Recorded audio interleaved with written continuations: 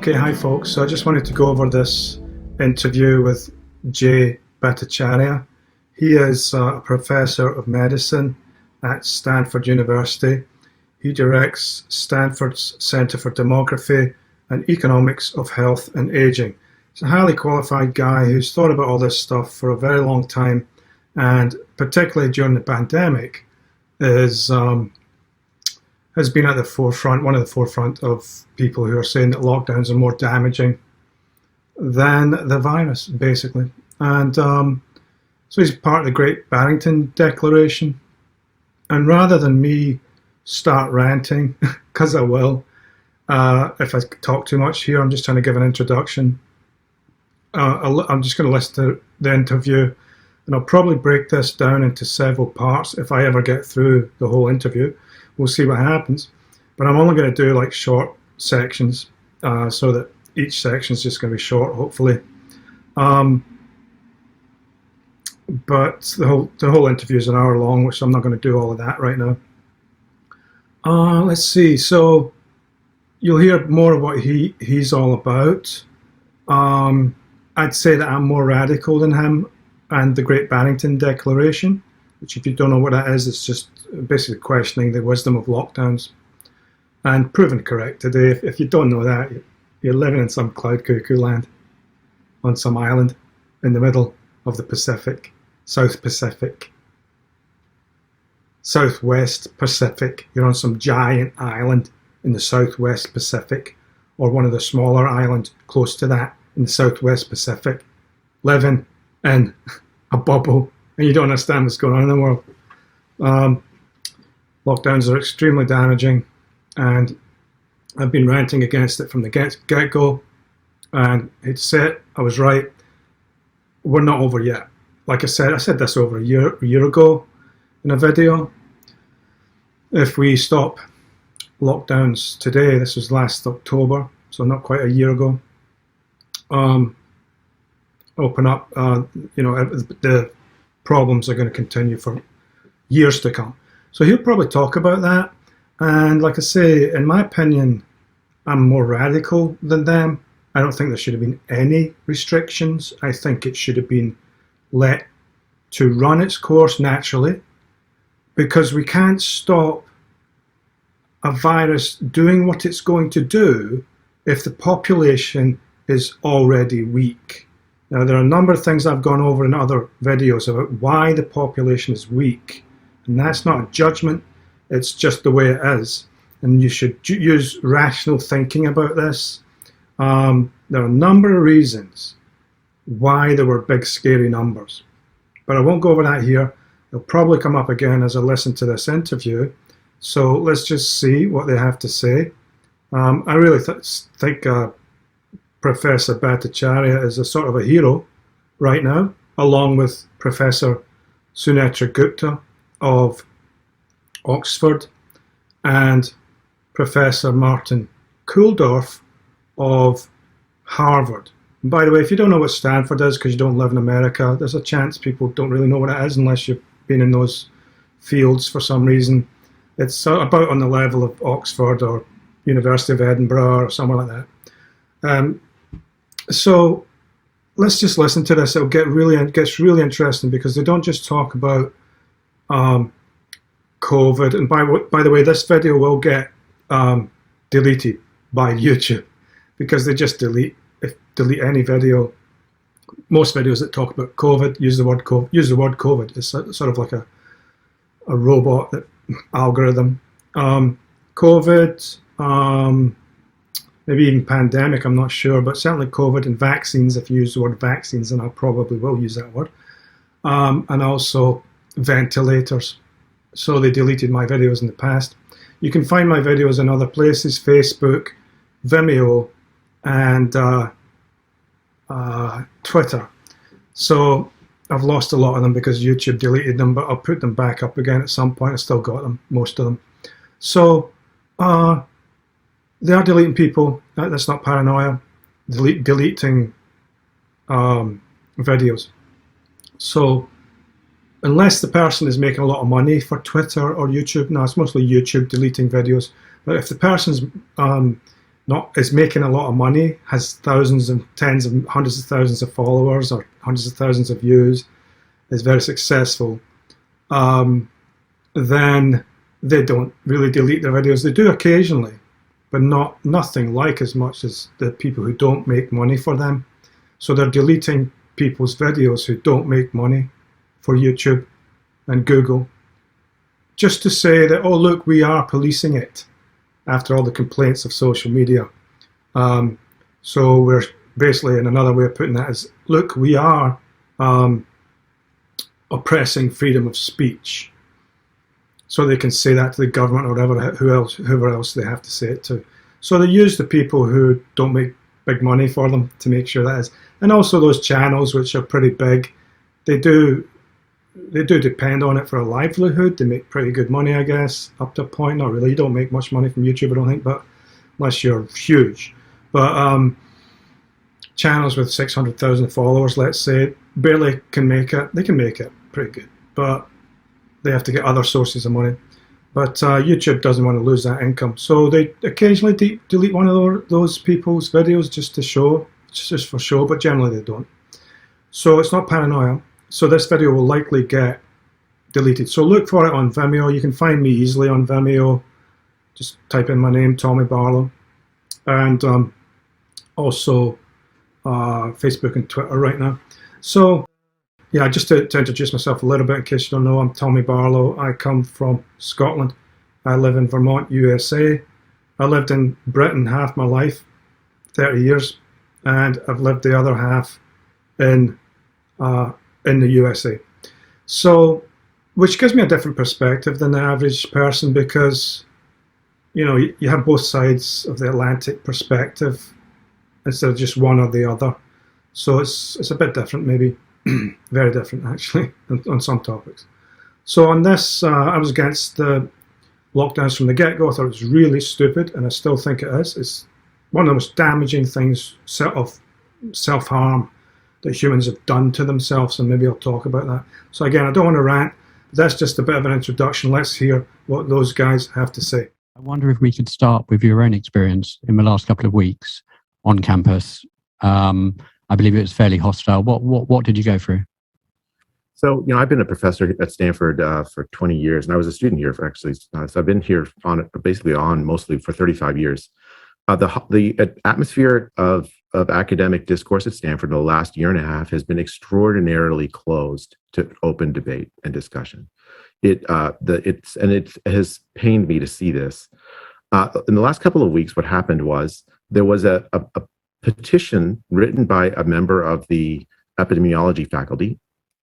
Now, just a little bit of background on this. I have been an unofficial advisor to Governor Ron DeSantis in Florida, basically almost throughout the epidemics, certainly since the late summer of last year.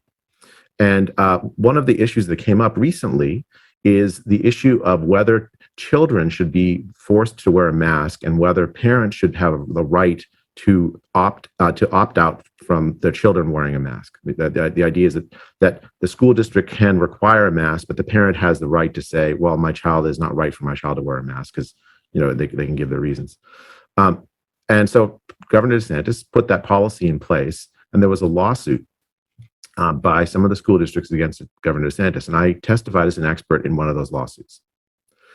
It is a fact that there are no randomized studies that demonstrate that masking children slows disease spread. That's just a fact. A convenient fact for many people who argue for masking children, but there are no high-quality randomized studies. And in the context of the flu, for instance, there's 14 randomized studies in different contexts that find very little effect of masking. Again, no evaluations for children. And for adults in COVID, there's 2 randomized studies. One that finds no effect of masking people themselves, is this Danish mask study, and then this Bangladesh study, which find a small effect of surgical masks in older adults. So that's the backdrop of this petition that was circulated. Okay, so just comment a little bit on that. That's true. He used the word "it's a fact" or the phrase, and people jump on you for saying it's a fact, or they jump on you for saying, what's the other one? um, proven. It's proven. No, it is. I don't care if you don't like those words. It is. The Earth is round. Now, maybe some people think it's not, and maybe, who knows, looking at modern physics, it's hard to tell how many dimensions there are. So you can't have a three-dimensional sphere in physics. But at least from our point of view, the Earth is round.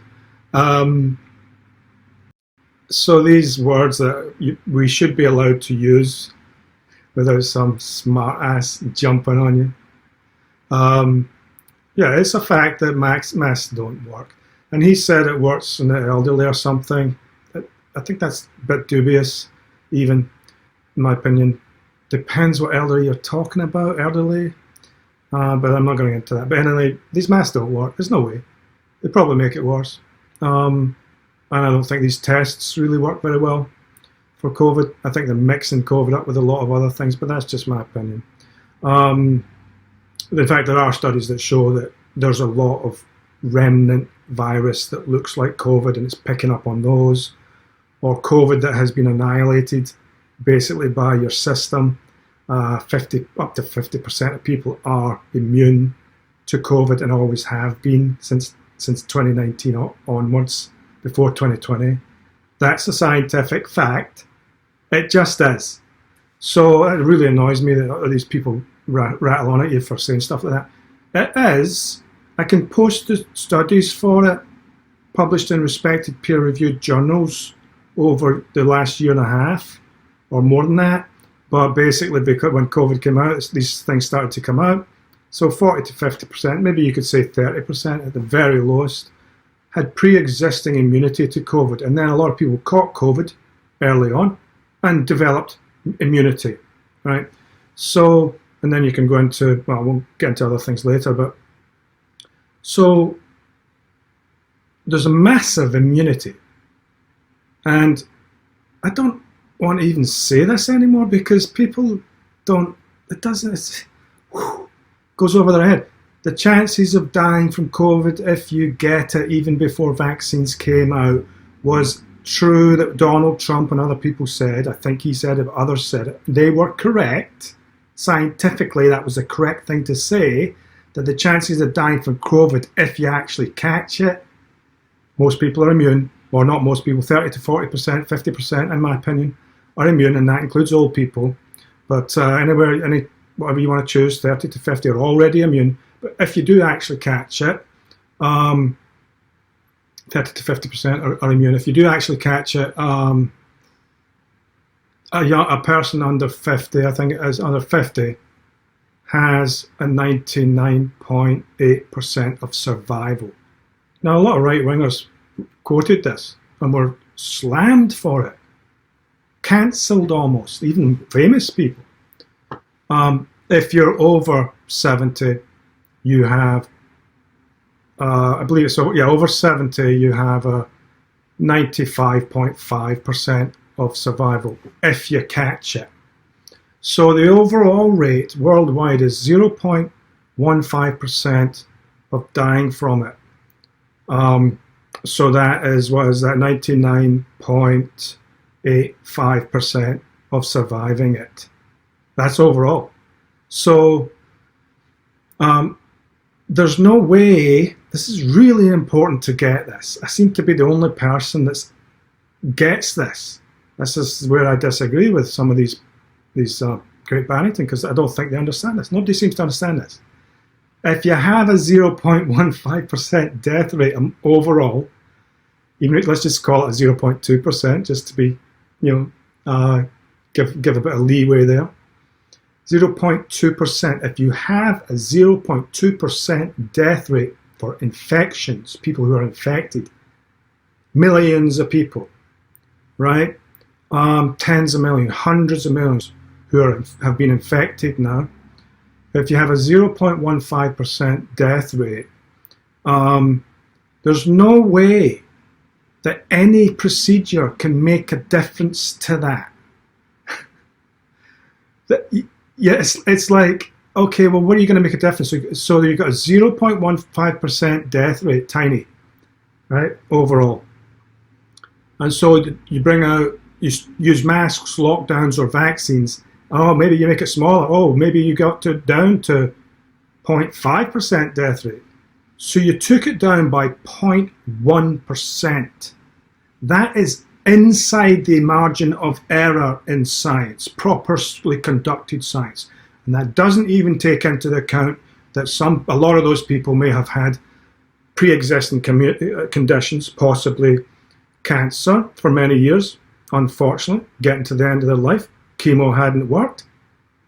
And there's another thing, chemo's from the vampire capitalist corporations, such as Pfizer. That's another word that will get this video deleted from YouTube. Pfizer is a word that will get that deleted. So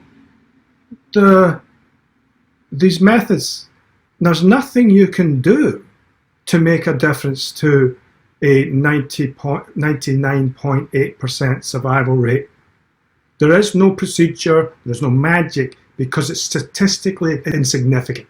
It's not possible, and I don't know why people don't understand this. Now, I'm an artist, but I have a graduate degree in philosophy and philosophy of science, and I've thought about this science in depth for 50 years or something. And I'm 60 now, but yeah, a lot of sciences I got into in my early teens, in depth, thinking about it. Didn't learn the math on physics, for example, because it was all wrong anyway. We now know that physics, if I'd learned it in the 70s and 80s and 90s, it was wrong. So I'm really glad I didn't learn that, but I thought deeply about the concepts. Most of the concepts are kind of correct, the main concepts. So conceptually, they pass the tests of logic and reasoning. And medical science is just a mess. So I'll just tell a little story here. Maharishi Mahesh Yogi, look it up if you don't know, who brought TM to the West. So it's an ancient technique. He revised it and refined it and made it more accessible, and brought it to the Western world, for example, brought it to the whole world. But he said in the 1990s, he actually had people put together a pile of research in the medical fields. He called it the high heap of hazards of modern medicine. Yeah, maybe I'll put a picture of that. So he had this put together and piled it up in his conference room, and it was called the high heap of hazards of modern medicine. So anyone went in there, which could be a lot of people. There's mostly people in his own organization, which is a non-profit organization. Nobody's making the big, huge bucks out of that. If he made money, it was through donations from wealthy, things like that. But I thought it's hilarious, this high heap of hazards of modern medicine. Because if you look at it today, modern medicine has a massive heap of hazards, bigger than that was back in the 90s. And so even if you could find a magic bullet approach, magic, fairy dust, it couldn't make a difference to 0.15% death rate. It can't do it. It's not possible. It's statistically impossible. And then you take into account the fact that most people won't even catch COVID. Well, a lot of people won't even catch COVID, and if they do, most won't even notice. And if you don't take into account all these other factors, such as somebody at the end of their life gone through chemo, not working, cancer's getting worse, and then they die of a flu, a cold, strep, or COVID. You call that COVID death? Sorry, that needs to be parsed out. Some giant study needs to go through these deaths and try to figure out if you can really call them COVID. Comorbidities or COVID-related is the phrase now. And that, that means? That means an 85-year-old who smoked all his life and died of a flu or a cold or COVID. Or an extremely obese guy who's not really got exercise in his life and dies at 65, morbidly obese. He's putting the last donut in his mouth when he dies, So get the picture and stop being everybody's being so vanity mourning, I call it. Vanity emotion all over the social media and on the mainstream media, you know. So we're trying to be rational here, because rational species survives. Irrational species does not survive. And lockdowns are incredibly unscientific, irrational, and masks are stupid. They don't work. There's no way that that stops a microscopic virus blowing around all over the place. The effects are not, cannot possibly make a difference to a tiny, tiny death rate. It wouldn't be outside the margin of error. And even if it was outside the margin of error, it's not worth talking about. You might as well say, I know, climbing a set of stairs, climbing upstairs to your office every day is probably more effective, just because you get the exercise, you know. So you go to the office and you climb up the stairs instead of taking the elevator. Maybe it's 5 floors up or something, 3 floors up, depending on your state of health. You know, that might make a difference as much as a mask, because your health and your immune system is more important than a mask or a vaccine. A vaccine cannot make a difference to stunningly low death rate per infection death rate. So this has been shown many times in studies before COVID came out and during it. So he's right about that. That is a fact. So I'll wear masks just if people insist, but that's about it. I took the vaccine for emergency travel purposes back in the spring of 2021, which it would have been very selfish of me not to take it. It would have affected other people if I couldn't do this emergency travel that I might have had to do. I won't be taking any boosters. It's just so stupid. Even if I can't travel, I'm not doing it. So let's see. So he's right about the masks. If you don't know that, it's because you've been lied to again and again and again. Probably by all these groups, the mainstream media, which has been heavily infiltrated by giant pharmaceutical corporations such as Pfizer over years and decades, right? If you don't know that, you've been living under a rock. If you want to have an entertaining way of looking at that, go and look at the very recent 2020, I think it was done, TV show called Goliath. It's about a lawyer in California. So if you haven't seen it, just skip the first season and go straight to, I think it's the most recent season. And it really is about all this vampire capitalist, big pharma corporations controlling everything. Only it's less. It has less. They have less control in the TV show than they actually have today. They control most of the media with money and politicians with money. And it's not like, oh, we're going to pay you this money and you're going to do what you said. It's just influence, undue influence, and lobbyists and all that. And they spent decades. You have to remember they spent decades building it up. Just like Monsanto did with GMOs. Well, Monsanto's gone out of business, and I guess they've sold their company, but it's not doing much anymore. It's dead. GMOs don't work. And I predicted that in the 90s. Yeah, we had an organization called Students for Alternatives to Genetic Engineering in the late 90s.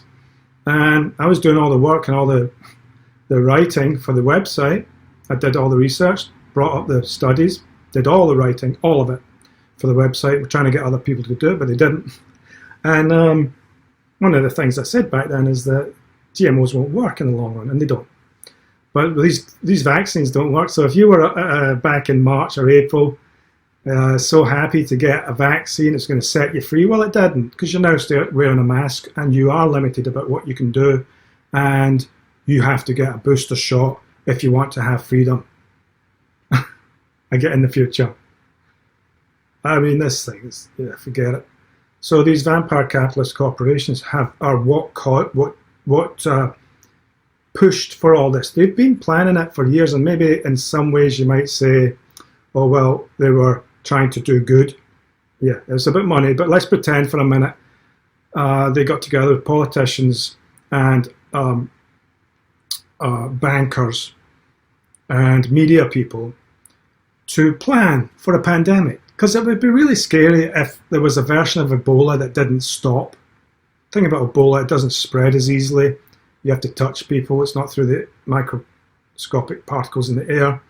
So, but if there was one like that, yeah, we'd have to be ready for that.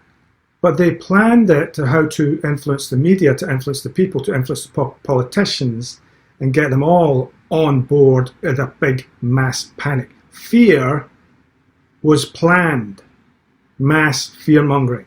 Now, maybe they thought, well, we're going to help the world because if there is a microscopic airborne version of Ebola, yeah, that passes around as much as COVID does, yeah, that could be really horrible. It's not going to happen. Viruses don't work like that. They always have a weakness. Ebola's is that it's not airborne. It's mostly just through touch. It's not microscopic particles that fly around in the air. So that's its weakness. COVID has a weakness. It passes around like crazy, but it's stunningly weak at 0.15%. So death rate, if you catch it, huge majority of people, a huge portion of people, not majority, but a huge portion of people won't catch it. Even before vaccines came out, and vaccines seem to be making people weaker. So if you were back in March and April thinking the vaccine, oh yeah, that's going to help, and thank God I'm going to be free, and now you're being told, no, you're not free, you pass COVID just as easily to another vaccinated person. The vaccinated pass COVID just as easily to another vaccinated person, and so vaccinated are passing it on to vaccinated. It's not just the unvaccinated. And then there's the big final lie that the big corporations have managed to, medical corporations, vampire capitalists, big pharma, I'll just call it big pharma, big pharmaceutical companies. The final lie is that, our studies show that, and our statistics show that you're less likely to have serious symptoms or die. That's a lie, because you can't make a difference to a 0.15% infection fatality rate. It is statistically it would be a statistical insignificance, and it would be inside the margin of error in properly conducted science that takes everything into account, which is what it's supposed to do.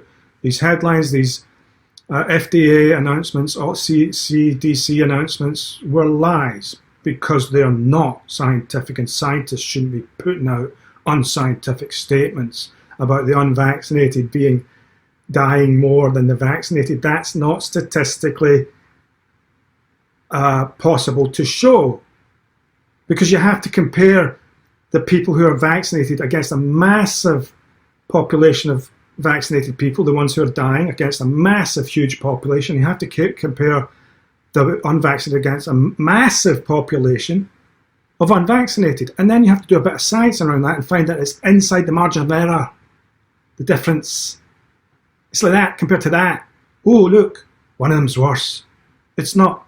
You wait till spring, wait till November, December, winter, and you're going to see this final lie from the vampire capitalist big pharma corporations, Pfizer, who have infiltrated the FDA and other political establishment, and also the media establishment.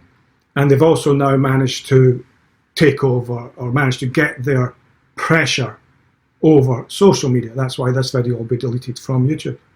And thousands of people are experiencing that. It's not just me.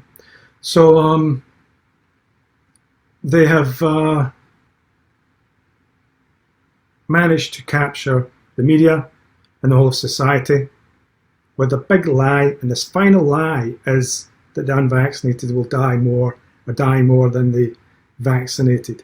That's going to be a lie. You'll find out that it's statistically insignificant difference, and over time you'll find out that even comparing it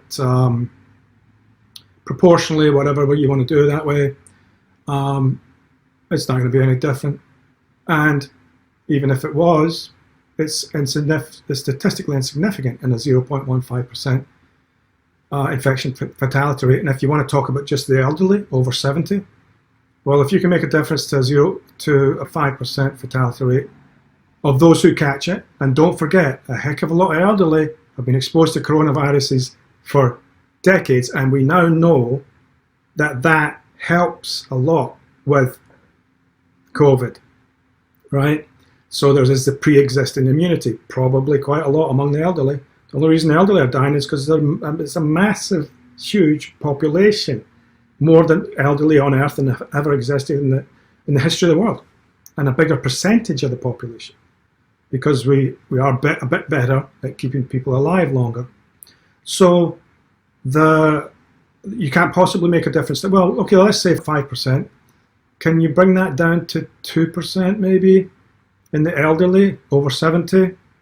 If you did, if you've been told that in February, March 2020, that we're going to create a vaccine that will save 3% of the elderly, but we're going to go into lockdown, destroy society, destroy people's lives, destroy businesses, annihilate, collapse international trade routes, just put people in losing their businesses, their jobs, cause mass psychosis and PTSD. That's the biggest sin of all, apart from just murdering everybody in a giant war or something. Causing mass psychosis, PTSD, and fear in the brain, causing brain damage, is the biggest crime in history, and there should be repercussions for that. So, jail time for all the perpetrators, because that is a huge, huge crime against humanity. So if you could make a difference to a 5% infection fatality rate in the over 70s, maybe you get it down to 3%. If you've been told that was what they were going to be able to do, which they haven't done that, by the way. I'm just trying to be generous. We're going to get it down to 0.3% instead of we're going to get it down from, sorry, misspoke there. We're going to get it down from 5% to 2%. 5% to 2%. So in the elderly. So instead of 95% of the elderly surviving it, who get infected, of which probably only 50% of them can get affected, except for the very, very, very frail and almost on death's door who die of flu anyway. If we could make a difference so that instead of 95% survival rate, we can get it to a 98% survival rate. Would you have locked down, destroyed, collapsed society, collapsed science? Science can no longer survive now because all of science will now be mistrusted. And even those who were fanatic lockdowns and fanatic vaccines will eventually realize all this. And then they're not going to trust scientists in any field.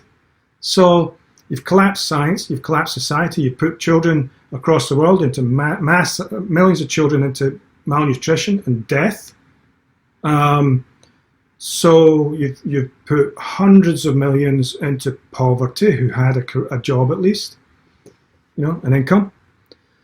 So they're now just 400 million in India alone. It'll get up to 1 billion by this time next year, put into poverty.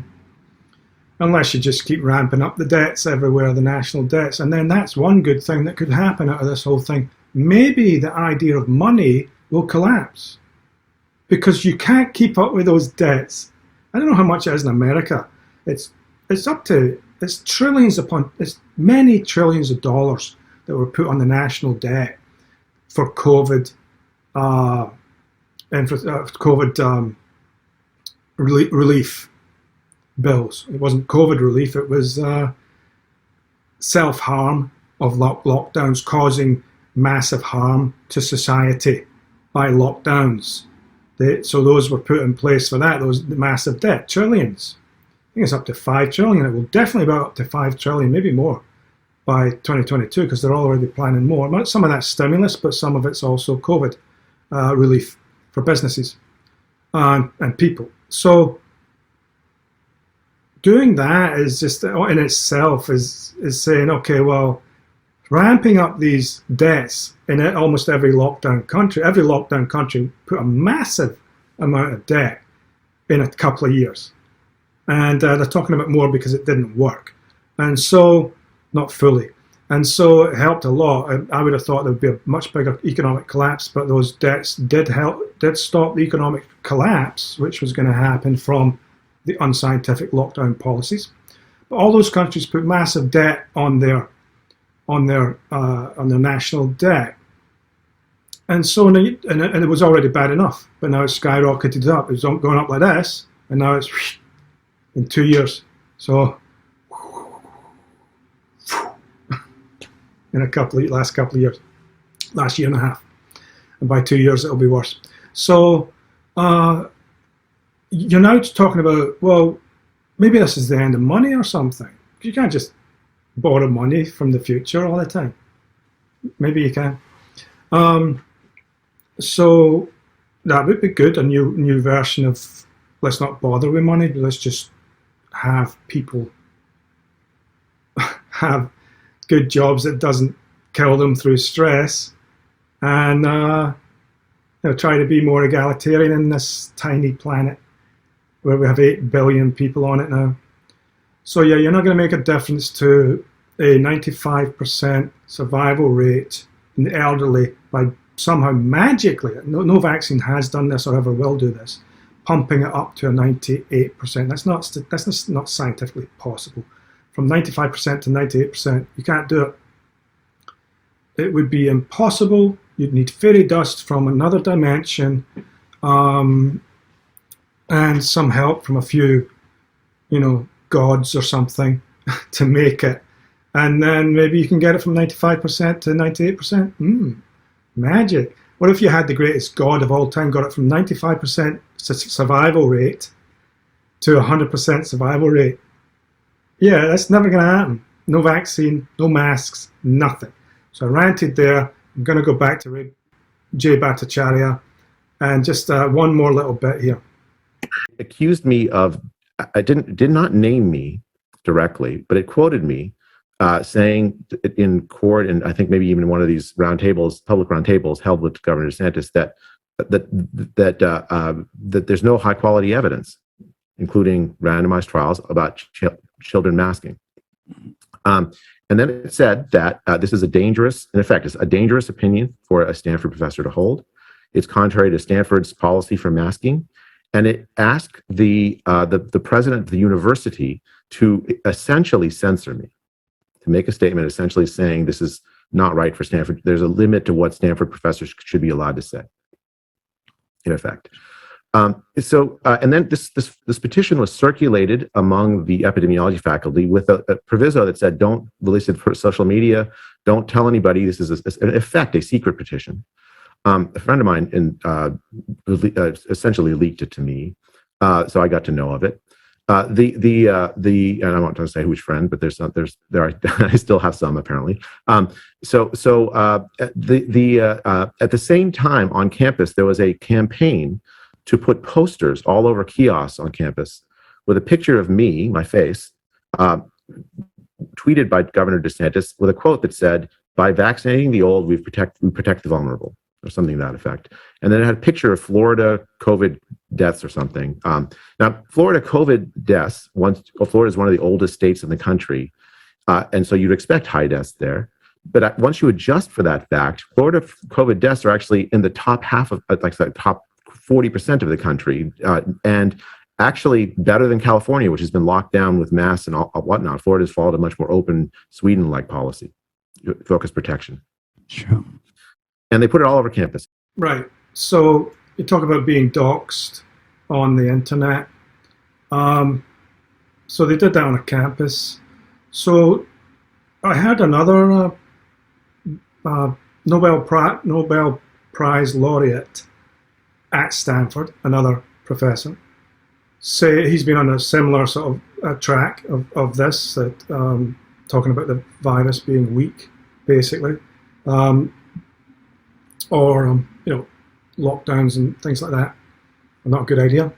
Well, he's also been threatened with that same petition, and he said, well, the only good thing is that I wear a mask, or even when I'm outside, not because he thinks it works, but because a lot of people wear masks in those places.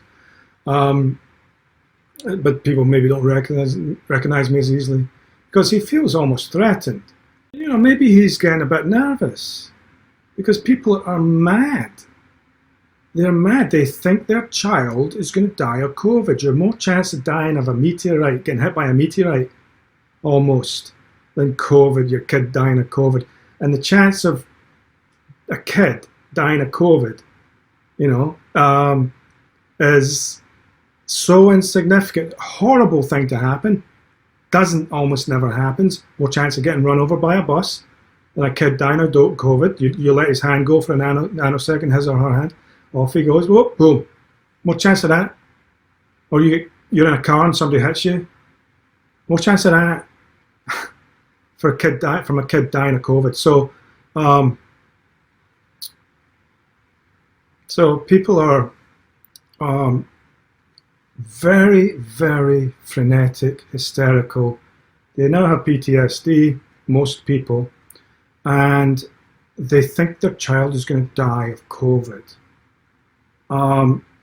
Lockdowns will have weakened children.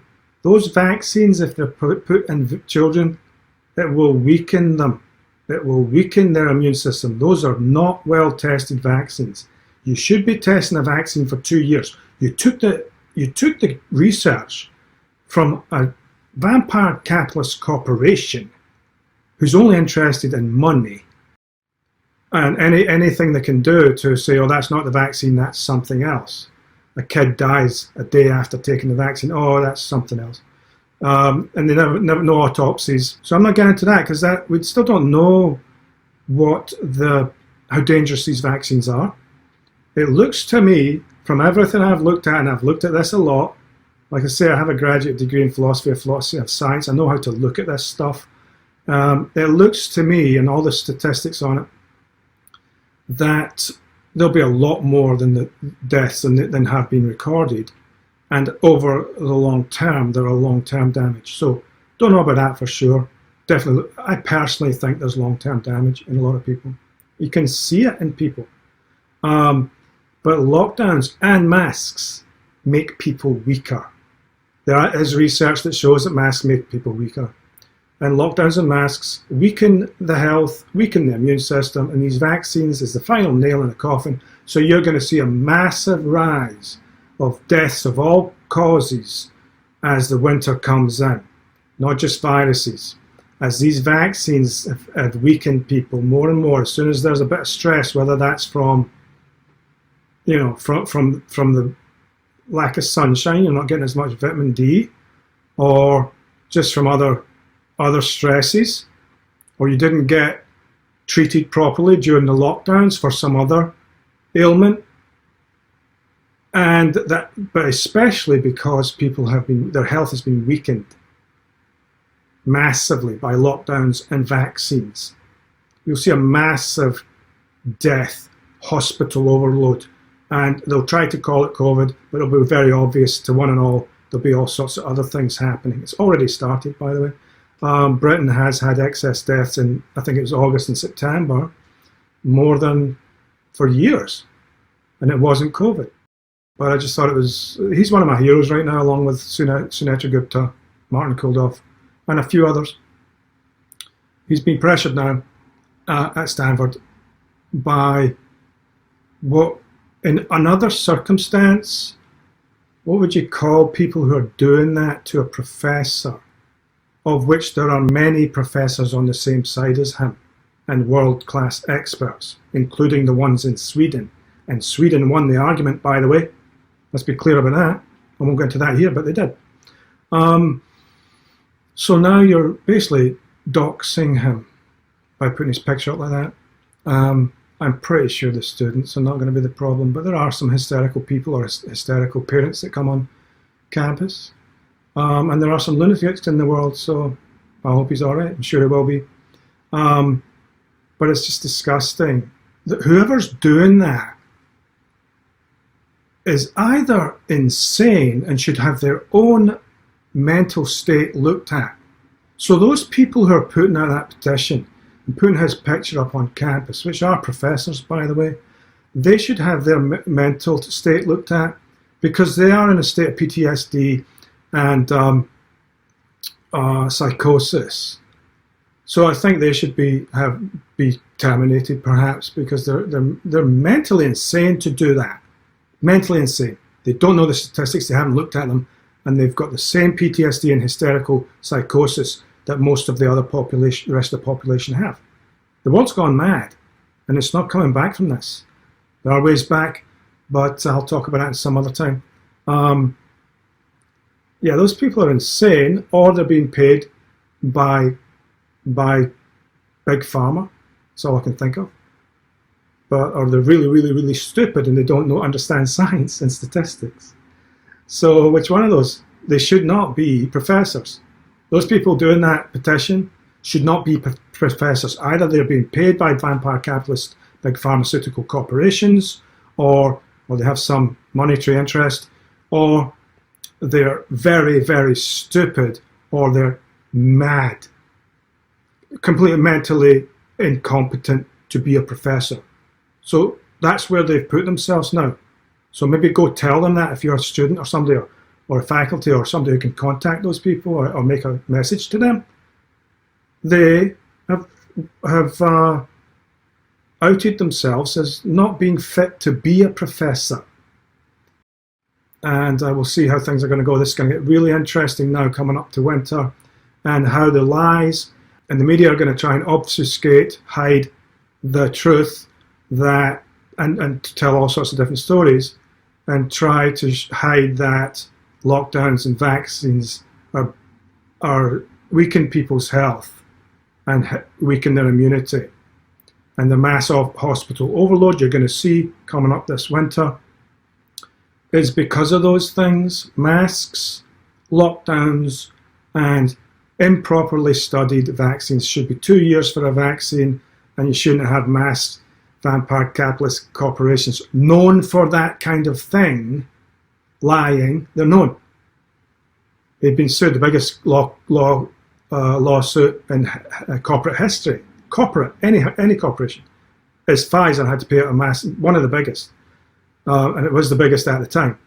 Had to pay out this massive, not that big a deal for them, but it was a big fine for lying. You can go into look into that yourself. But that's what they're doing now. They're just lying. They're just making things up, making up these lies, which they probably pre-prepared. Or when it looks like, So what do we do if the vaccinated people are going to hospital and dying? Well, we're going to tell everybody that the unvaccinated are dying more. But that's statistically impossible to prove in proper science. It's not possible. The numbers are too big to have, what is it? Let's just say in America, 200 million vaccinated, I don't know, and 100 million unvaccinated, whatever it is. Okay, well, when you have tiny numbers of people dying so small, it's insignificant. It's no more than the flu right now. Compared to those numbers, it's not scientifically valid. It's inside the margin of error. So let me know when proper science is done on that, because that is the only way you're going to find it. So these corporations have been ruling the world right now, and they've ruled the media, and they've ruled and ruined the mind of the people. Whatever is left of a sane, somewhat rational populace has now turned into a mush of PTSD and hysteria. I don't know how they come back from that. So I'll try to talk about other methods to do that. There are ways out of this mess and mush of mental state that is everywhere now. A weakness of mind has been produced, utter weakness. You're going to see it. You're going to see it. So all the tough media guys and all that are going to be weak. You're going to see them have a weakness of mind and an unprofessionalism coming, and an inability to think about anything in any rational way. It's an infantilization of the populace, right? As if they weren't that bad enough, but now they're worse, and that is a society that cannot persist. It's not possible for that kind of society to move forward, except we do have solutions that I will try to talk about at some point. But with such a mush-brained populace. I don't know how that can advance now. There are ways to advance the human mind and body to a higher functioning level. I'll talk about that in other videos. And for the whole world without everybody having to participate. So I'm not going to get into that. I have to prepare for a video like that, otherwise it's a bit difficult, especially at the end of a long video like this. Too tired. So, but there are ways to solve this, hopefully, and I'll be talking and writing about that. So keep tuned. Catch you later.